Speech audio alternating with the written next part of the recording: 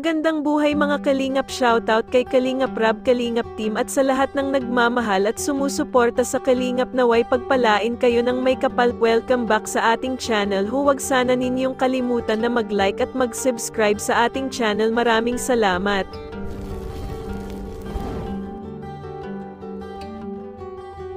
Sa wakas narating na nga ng Team Kalingap ang bahay ni Jomar. At first time nating lahat nasaksihan kung ano nga mayroon ng estado sa buhay si Jomar. Alam ko na lahat tayo ay noon pa man ay napahanga na po tayo sa kabaitan at napakasimpleng tao si Jomar.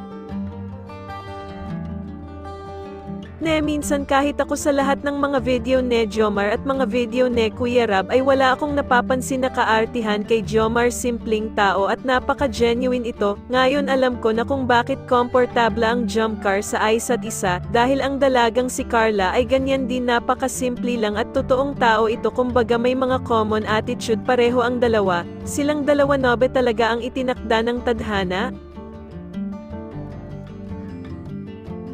Sobrang napahanga nga ni Jomar ang lahat, hindi lang ang Kalingap Team at Kuya Rab mismo na si Carla ay napahanga sa sobrang humble nga itong si Jomar.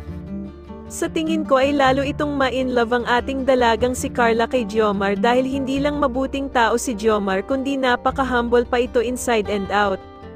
Pati mismo si Kuya Rab ay napahanga ito kay Jomar. Of course naman hindi po nawawala ang sweetness overload ang love team ng taon ng Jomcar. Ang pagsisimula ng season 2 ng Jomcar ay hindi tayo nabigo sa napanood natin, talaga namang satisfied tayo sa ipinakita ng Jomcar, kaya aabangan pa natin ang susunod pang mga tagpo at kilig sa Jomcar.